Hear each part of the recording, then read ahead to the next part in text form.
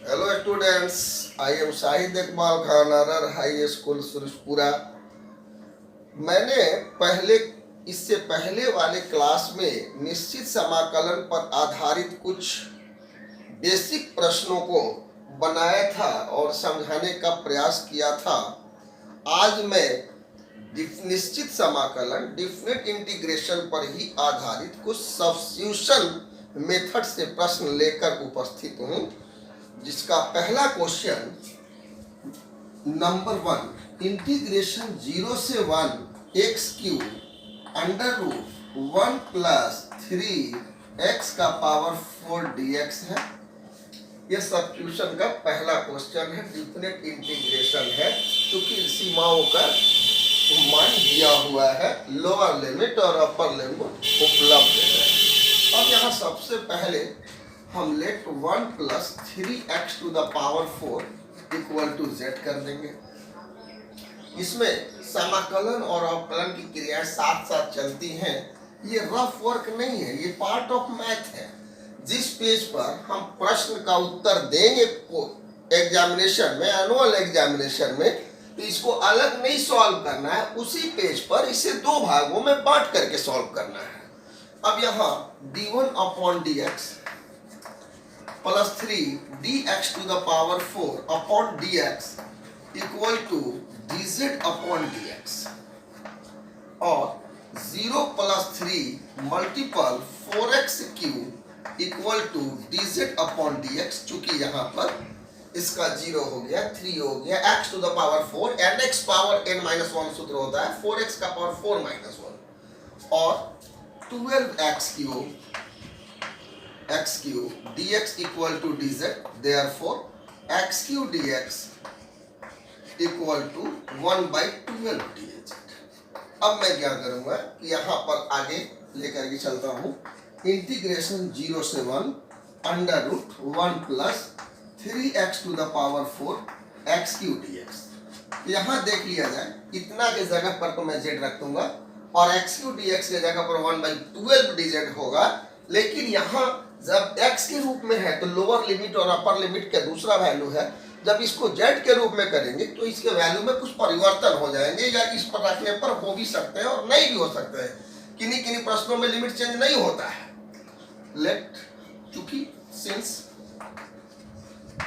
z equal to 1 plus 3x to the power 4, तब यहाँ upper limit z equal to 1 plus 3 into 1 to the power 4, 1 plus 3 equal to क्या चीज 4 हो जाएगा। और लोअर लिमिट जो होगा वह z बराबर 1 plus 3 multiple 0 to the power 4, 1 plus 0 equal to 1। अब हम यहाँ चेंज करते हैं, यहाँ 1 हो गया, यहाँ 4 हो गया, यहाँ अंडर रूट z हो गया, यहाँ 1/12 और dz हो गया। अब हम क्या करेंगे कि 1/12 को बाहर कर दिए, 1 से 4 z to the power 1/2 dz हो गया। अब हम यहाँ इसको समाकलन के सूत्र पे 1/12 z to the power 1/2 plus 1, 1/2 plus 1, 1 to 4 equal to 1/12 z to the power 3/2 upon 3/2, 1 to 4। अब यहाँ पर 1/12 मल्टीपल 2 अपॉन 3, फिर z के जगह पर 4 टू द पावर 3/2 माइनस 1 का पावर 3/2। अब हम क्या करेंगे, 2 से 12 6, 1 अपॉन 18 मल्टीपल। अब यहाँ देखेंगे 2 का पावर 2 मल्टीपल 3/2 माइनस 1, ये 2 और 2 कैंसिल होगा, 1/18। अब 2 का पावर 3 है तो 2 का power 3 equal to 8 minus 1 equal to 7 upon 18। ये मेरा आंसर प्राप्त होता है। ऐसा नहीं है कि हम केवल इसी को बना देंगे, प्रश्न में जब हम हल करेंगे तो परीक्षा में हमें इसको भी वही दिखाना होगा, जैसे हम इस x वाले फलन को z के रूप में मान लिए हैं। फिर इस x के रूप में प्रश्न में लिमिट दिया हुआ है, इसके लिमिट को हम z के रूप में प्राप्त कर लेते हैं और पुनः सारे प्रश्नों का समाधान कर लेते हैं। अब हमारा अगला क्वेश्चन है, अब हम दूसरा क्वेश्चन जो लेते हैं वो इस प्रकार से है। जैसे क्वेश्चन है integration 6x minus 5 into d x upon 3x square minus 5x plus 7 का होल स्क्वायर लिमिट 0 to 1 लेते हैं। 3x square minus 5x plus 7 into d x. अब हम क्या करते हैं कि फिर उसके बाद let 3x square minus 5x plus 7 equal to z suppose कर लेते हैं, लेट कर लेते हैं 3 into d x square upon d x minus 5 into d x upon d x plus 7 into d1 upon d x equal to dz upon dx। अब हम देखते हैं और 3 into 2x minus 5 into 1 plus 0 equal to dz upon dx। इस therefore 6x minus 5 into dx equal to dz हो जाता है। तो जैसा कि हम यहाँ दिखा रहे हैं कि इंटीग्रेशन 6x माइनस 5 dx की जगह पर हमने dz लिख दिया, यहाँ z स्क्वायर हो गया। तो ये जब x के रूप में था तो लिमिट 0 से 1 था, यह z के रूप में है तो अब हमें लिमिट को भी चेंज करना होगा। जैसे हम यहाँ z बराबर लिए थे तो अब यहाँ अपर लिमिट z बराबर 3x square minus 5x plus 7। अब यहाँ देखते हैं कि अपर लिमिट में 1 है तो हम x के जगह पर 1 सबमिट कर देते हैं। 3 into 1 square minus 5 into 1 plus 7 equal to 3 minus 5 plus 7 3 minus 10 minus क्या चीज 5 इक्वल टू क्या चीज 5। अब हम यहाँ लोअर लिमिट लेते हैं ln z equal to 3x square minus 5x plus 7। यहाँ पर 3 इंटू x के जगह पर क्या होगा 0 का स्क्वायर माइनस 5 इंटू 0 प्लस क्या चीज 7 इक्वल टू 7। अब हम यहाँ देखते हैं कि लोअर लिमिट ही बड़ा हो गया और अपर लिमिट छोटा, तो इससे हमें घबराने की जरूरत नहीं है। अब हमारा ये integration 7 to 5 z to the power minus 2 dz। अब हम क्या करेंगे कि z का power minus 2 plus 1 upon minus 2 plus 1, फिर यहाँ लोअर लिमिट 7 है, अपर लिमिट 5 है। अब हम देखते हैं z to the power minus 1 upon minus 1, ये 7 और ये 5। अब हमारा माइनस बाहर जाता है, 1 बाई z आता है, ये 7 और ये 5 हो जाता है। अब माइनस 1 बाई 7 माइनस क्या चीज 1 बाई 5 हमारा एलसीएम होता है। हम अपर लिमिट जब रखते हैं तो अपर लिमिट में 1 बाई 5 माइनस क्या चीज 1 बाई 7 इक्वल टू माइनस 7 और 5 का एलसीएम 35 हो जाता है।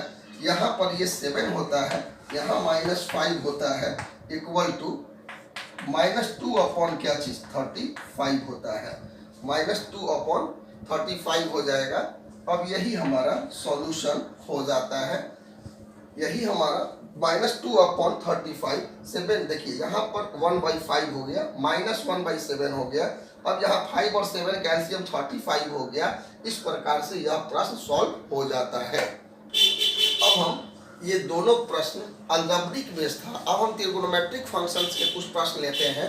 जैसे यहाँ पर इंटीग्रेशन 0 से पाई बाई 2, इंटीग्रेशन 0 से pi by 2 sine x into cos q x d x. जैसे इसमें सबसे पहले हम sine x cos x d x करते हैं, तो यहाँ कॉस का पावर है तो लेट हम ले लेते हैं cos x equal to z, d cos x upon d x equal to d z upon d x और minus sine x into d x equal to d z. Therefore, sin x dx equal to minus dz हो जाता है। अब हम क्या करेंगे, इसको इस प्रकार से लिखते हैं 0 से पाई बाई 2। पहले हम cos QX को लिख लेते हैं इंटू साइन एक्स और dx। तो हम देखते हैं कि साइन एक्स dx के जगह पर तो हम माइनस dz लिख देंगे और cos x के जगह पर हम z लिख देंगे। लेकिन यह जब cos के रूप में है, इसमें यह रेडियन में वैल्यू दिया हुआ है, इसका भी वैल्यू हम ज्ञात कर लेंगे कि since z equal to cos x, हमने यहाँ सपोज किया है ऊपर में, तब यहाँ upper limit z equal to cos x के जगह पर पाई बाई 2 है 0 ln lower limit z equal to cos 0 equal to 1।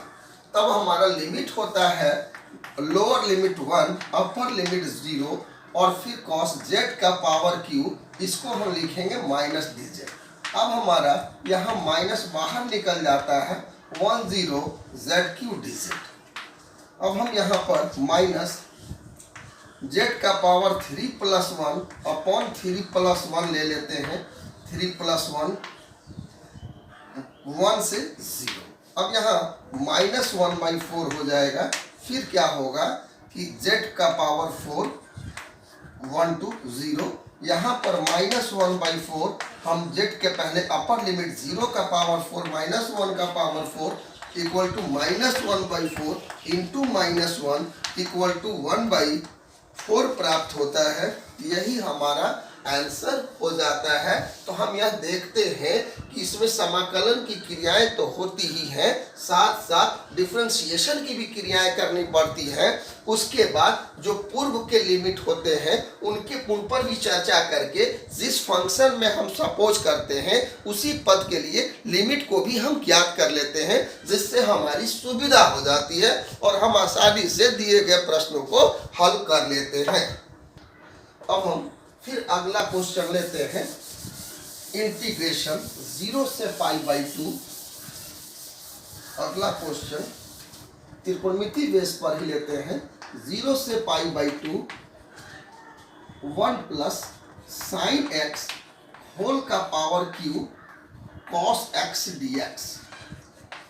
अब हम क्या करेंगे, यहाँ पर सपोज कर लेंगे कि let 1 plus sine x equal to z, 1 plus sine x equal to z d1 upon dx plus d sine x upon dx equal to dz upon dx और 0 plus cos x equal to dz upon dx।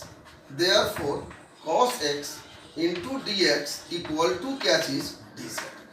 अब यहाँ cos x dx हो गया, तो यहाँ पर हम देख रहे हैं कि ये z का पावर q हो गया और ये dz हो गया।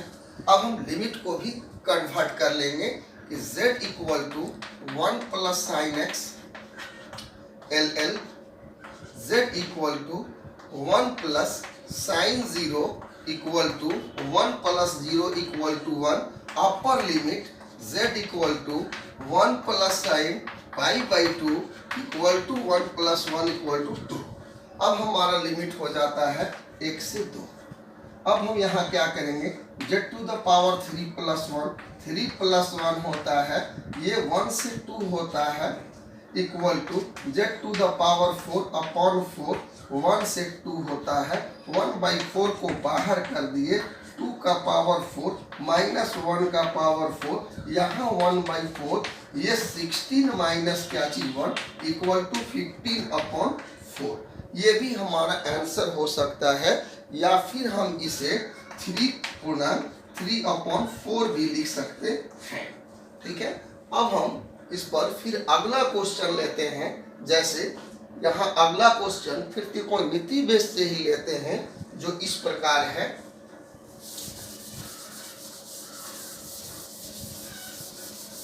इस प्रकार से क्वेश्चन, इंटीग्रेशन 0 से pi by 2 cos x dx upon 1 plus sine x whole cube. जैसे यहाँ सबसे पहले हमने सपोज किया कि let 1 plus sine x equal to z, d1 upon dx plus d sine x upon dx equal to dz upon dx और therefore cos x dx equal to dz। अब हम यहाँ अपर लिमिट करते हैं। Upper limit z equal to 1 plus sine pi by 2 equal to 1 plus 1 equal to 2। Lower limit z equal to 1 plus sine 0 equal to 1 plus 0 equal to 1। अब हम यहाँ change करेंगे, ये 1 से 2 हो गया, dz हो गया z का पावर 3 हो गया। अब इंटीग्रेशन 1 से 2 z का power minus 3 dz equal to z का power minus 3 plus 1 minus 3 plus 1, फिर यहाँ पर 1 से 2 हो गया, माइनस 1/2 इंटू 1/z स्क्वायर हो गया, 1 हो गया 2 हो गया। अब क्या करेंगे तो माइनस 1/2 होगा। अब यहाँ 1/2 का स्क्वायर माइनस 1/1 का स्क्वायर माइनस 1/2 माइनस बराबर 1/4 माइनस 1/1 इक्वल टू। अब हम क्या करेंगे माइनस 1/2, यहाँ मेरा 4 एलसीएम हो जाएगा 1 minus 4 equal to minus 1/2 minus 3/4 equal to 3/8 हो जाता है। यह हमारा सॉल्यूशन हो जाता है। आज का अंतिम जो प्रश्न है वो इस प्रकार है। आज के अंतिम प्रश्न बनाने के बाद अब जो है आप इस पर आधारित प्रश्नों को घर पे सॉल्व करने का प्रयास करेंगे, और जब हम अगले क्लास में आएंगे तो लॉग और इरेशनल फंक्शंस जो होते हैं, जैसे रूट अंडर रूट के रूप में a square minus x square d x upon root under a square minus x square, या अदर फंक्शंस जितने भी होंगे उन सभी को हल करने का प्रयास करेंगे। आज का लास्ट क्वेश्चन, अंतिम क्वेश्चन जो है वो इस प्रकार है। क्वेश्चन इंटीग्रेशन 0 से pi by 2 under root cos x into sine x d x. Let cos x equal to z, d cos x upon dx equal to dz upon dx और minus sine x into dx equal to dz। Therefore sine x dx equal to minus dz। अब हम यहाँ देखते हैं, ये तो root under z हो जाता है, ये माइनस dz हो जाता है। अब यहाँ लिमिट का वैल्यू है, अपर लिमिट z बराबर cos pi by 2 equal to 0, lower limit z equal to cos 0 equal to 1। तो यहाँ 1 to 0 हो जाता है, 1 to 0 माइनस z का पावर 1/2 प्लस 1, 1/2 प्लस 1, फिर यहाँ 1 to 0 equal to minus 2/3 z का पावर 3/2 0 to 1 माइनस 2/3 0 to 1 है 1 to 0। यहाँ पर लोअर लिमिट 0 है, 0 का पावर 3/2 माइनस 1 का power 3/2 minus 2/3 multiple minus 1 equal to 2/3। इस प्रकार से आज का यह अंतिम प्रश्न होता है, और जब हम अगले क्लास में मिलेंगे तो पुनः बचे हुए प्रश्नों को हल करने का प्रयास करेंगे। तब तक के लिए नमस्कार, थैंक यू।